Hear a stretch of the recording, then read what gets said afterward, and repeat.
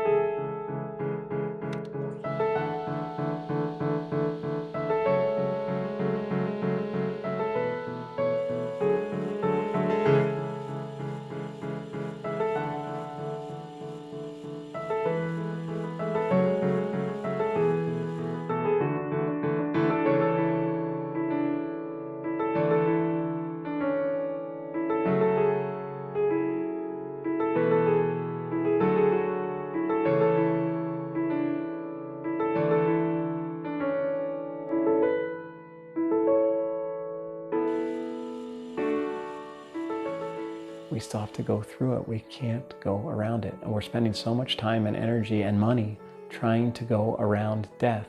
And there's no way around it. Every single person has to go through it, and we have to go through it ultimately alone, at least by human standards. And the closer you get to it, it seems the more clear it is that this is a totally level playing field. But no matter how successful somebody is, no matter how rich, no matter how loved, everybody has to carry the same burden of their mortality. This story begins at the end of life. We'll never see the lid of a casket coming down on us, of course, but in the dark of night, or perhaps staring off to a distant island, we all sure imagine it from time to time.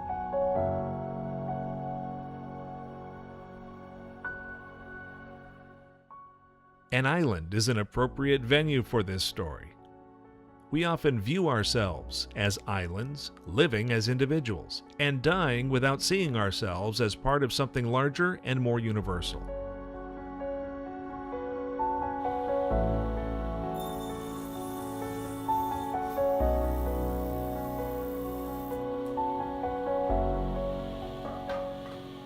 For Marcus Daly, the contemplation of mortality is a daily experience, for it's only in death that his handcrafted product is put to use.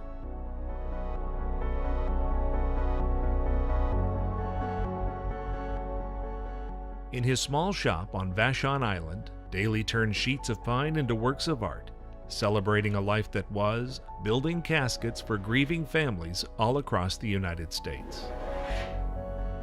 It all started in 2003 with a family tragedy. When we lost the baby, we thought, well, what do we do, because there's not really, you call the funeral home when someone who's been born has died, but what do you do when your wife has a miscarriage? Some people don't even consider that a human life until it's born. Well, my wife was feeling crummy like she does when she's pregnant. We were praying for her. We were praying for the baby. The baby was already a part of our lives. So even though he or she was really small, still needed to honor that life in some way. So I built a little casket, and we had a little funeral ceremony among our family, and we buried the baby in our garden. As you walk down the front steps of the Daly family's Vashon Island home, you'll have to walk around a small circle of flowers, the spot that marks where that first casket is buried. It probably comes as no surprise that something like this is happening on Vashon, something a little quirky and a little countercultural. What's interesting, though, is that the countercultural piece isn't looking forward, but rather back to more traditional times. Daley found his way here almost by accident. Originally from Philadelphia, he was an admittedly mediocre student who fled to the West to try biology in Montana, salmon fishing in Alaska, and finally settling on landscaping in Seattle. Casket building was never the plan, of course. In fact, when Daley moved to Vashon with his new wife, the artisanal dream was to turn his woodworking hobby into a business.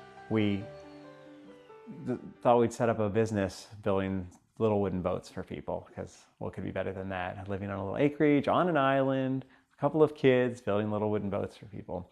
But little wooden boats take a long time to build. That's why fiberglass boats are so much more popular, because they take a long time to build, and therefore they're very expensive to purchase. So it didn't take long to realize that that wasn't going to be a way to support a family. No, it turns out good livings are handed out grudgingly on places like Vashon Island, where a little isolation is embraced and the rushing world of commerce happens on the other side of a protective natural moat. So for Daley, the best solution was to tap the prior success he had in Seattle and start a landscaping business.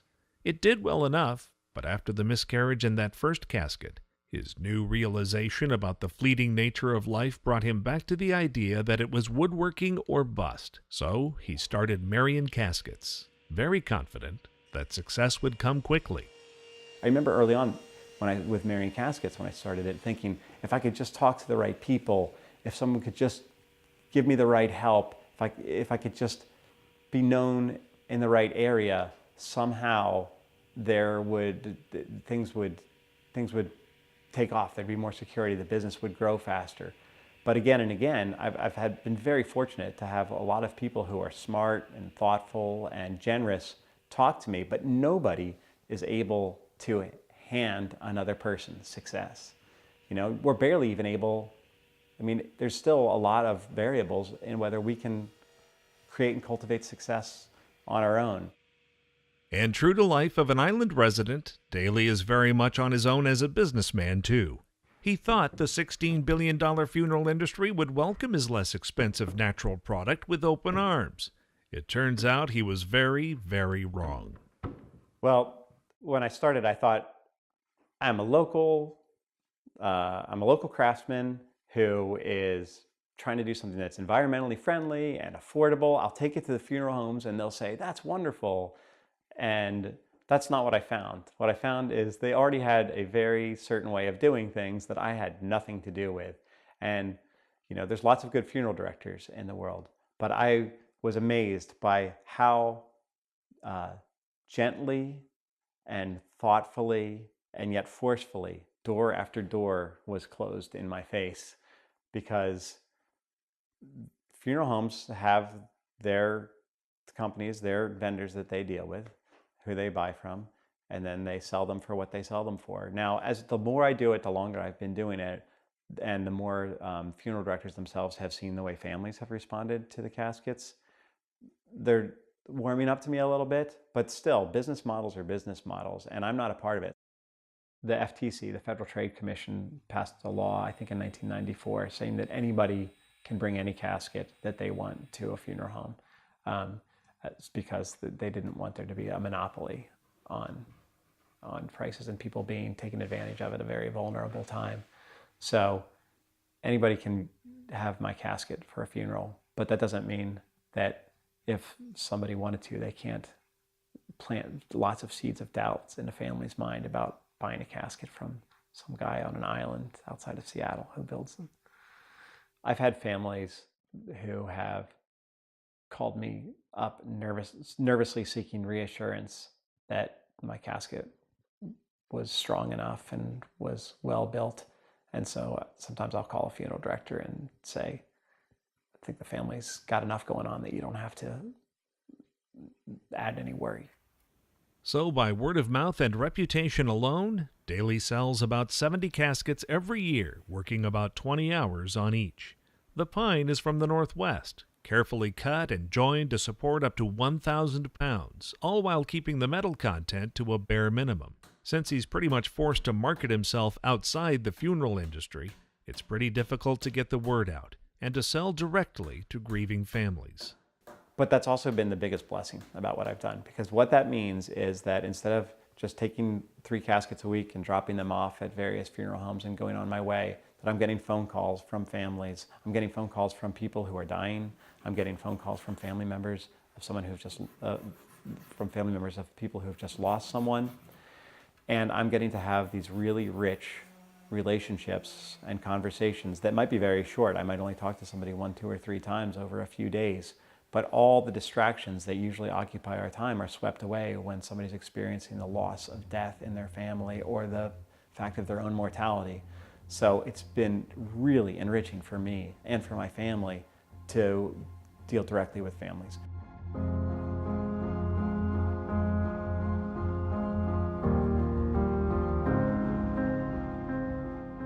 Vashon is an island in so many ways, nonconformist and progressive, which is why many of Daly's first customers are on Vashon. They're willing to do something countercultural, even if that means going back towards something like a simple pine casket.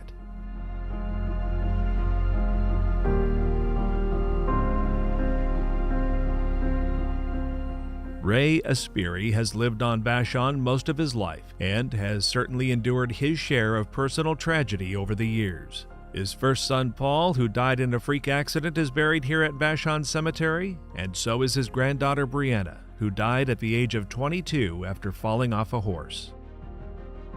Ray's beloved parents are also buried here, and in his private moments, he speaks to them.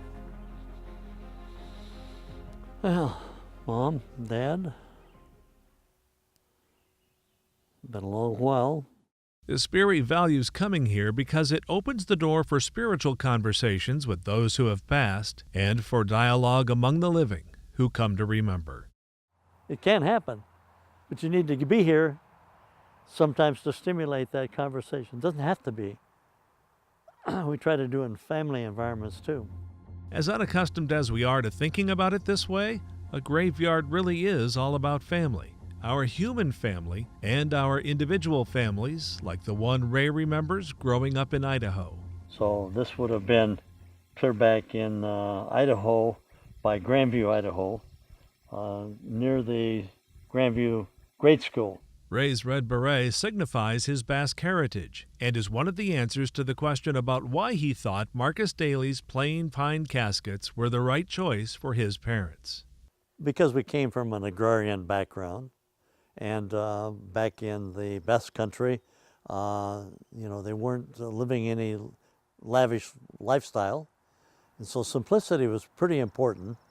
And based on our faith as Catholics, the emphasis should be on the faith and on the simplicity, not on the lavishness of what you're going to be buried in.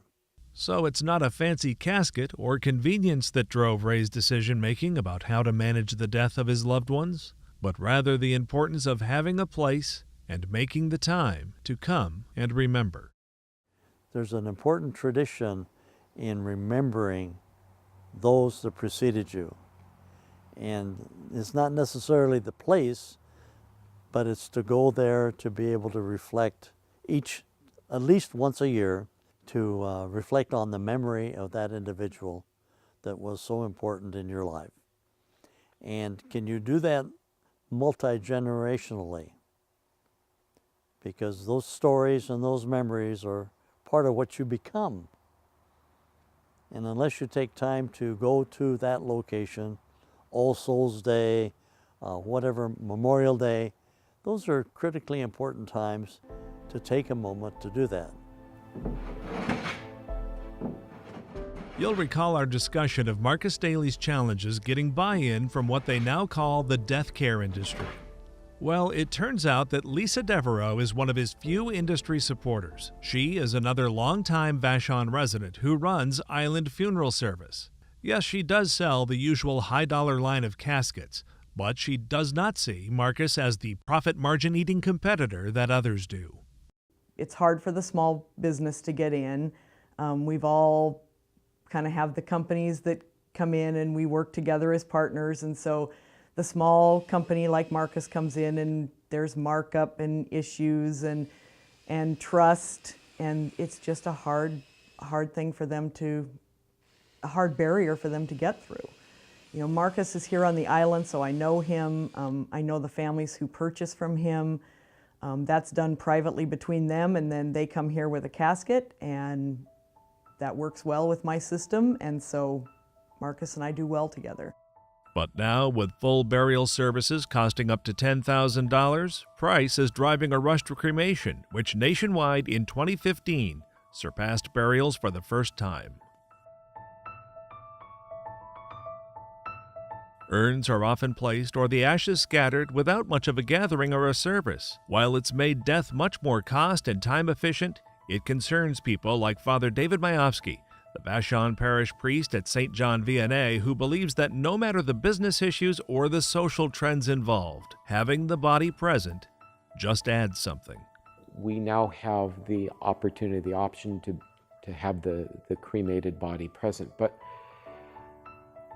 having the physical body present helps us in our grieving process, because we're actually burying the person in the shell of their body that we've known in life. And when we don't have the body in a casket present, we really are losing, or we are, I'll say, depriving ourselves or cheating ourselves of the opportunity to really enter into, and I would even call it the mystery of grief, because there's just something that's lost, that's essential, that can really help us to say goodbye.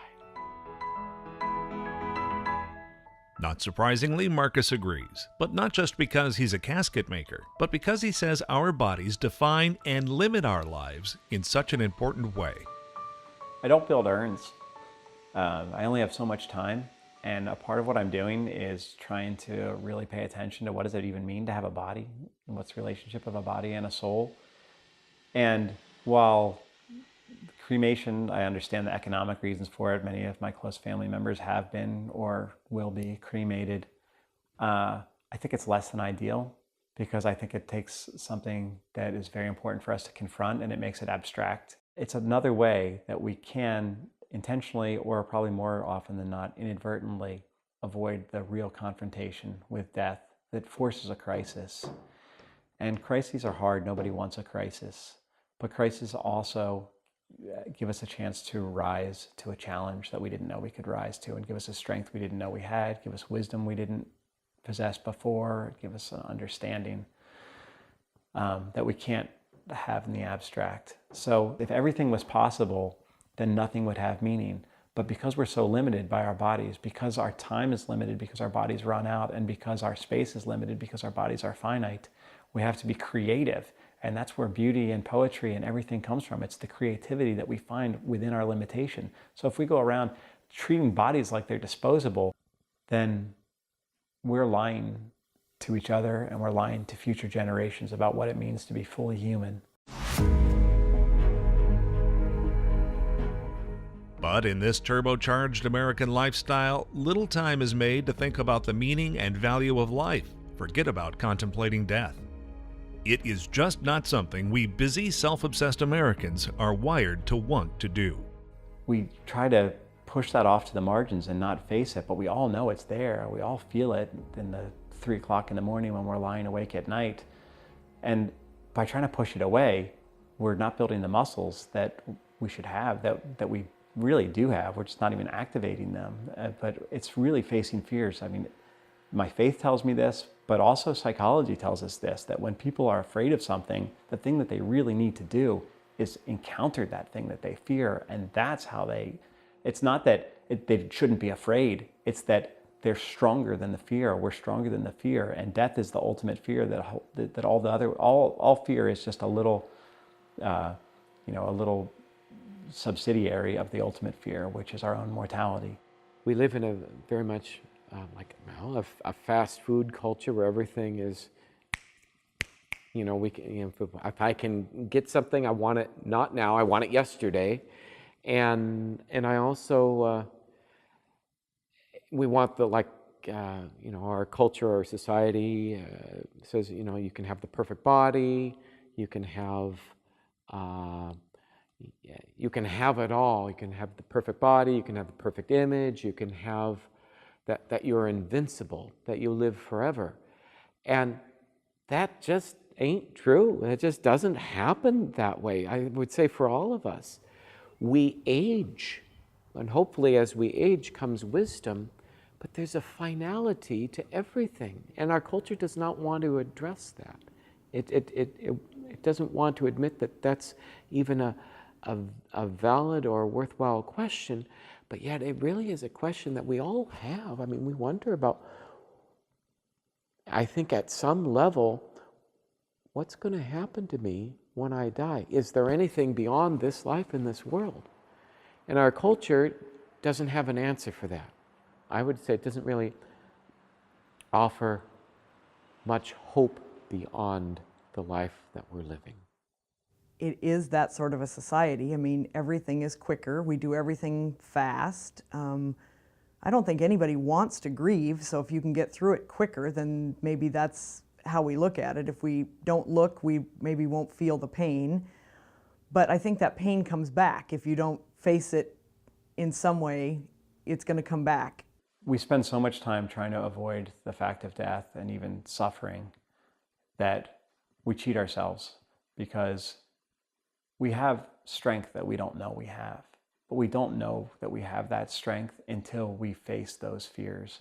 And I see this again and again. I see it in small ways and I see it in big ways. And building caskets has shown it to me in the biggest possible way. And that's that you don't get to imagine yourself as a hero amidst this horrible reality that we all have to face and that we all share in common. You actually have to live it out.